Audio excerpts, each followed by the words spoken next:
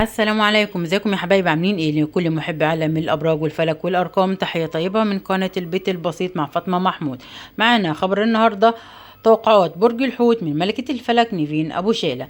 الوضع يتحسن كليا على جميع الاصعده وتيسير وحلول معظم المشاكل التي تواجهك، وتفتح لك الاقفال المغلقه وتاتي لك بالخير الكثير عليك وعلى اسرتك، وتفتح السعاده ابوابها لك ويتحقق ما تتمنى حتى ينفك هذا البلاء وتنزاح عنك الغمة، ولا تتكبر على الله حتى لا تندم على تكاسلك. من الممكن فعلا أن تكون هذه الكلمة سبب سعادتك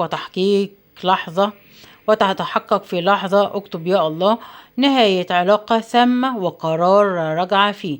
الناس مش صافية، في سحر بيتجدد ليك. خد حذرك من اللي حواليك واللي دايرين بيك. أنصحك كلما كنت قريب من ربنا كتير وبتأدي كل واجباتك مع ربنا كما ينبغي، لن يصيبك أي مكروه بإذن الله.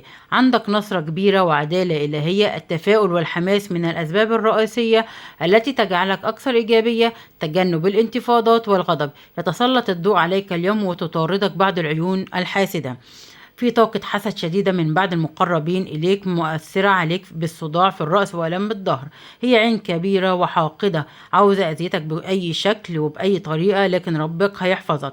قلبك وإحساسك صح بينكشف قدامك ناس بتمثل البراءة وبيظهروا دلوقتي بصفاتهم الحقيقية. خبر حلو أو رسالة حلوة فيها بشارة لكم. كده يكون ده الفيديو، والسلام عليكم ورحمة الله وبركاته.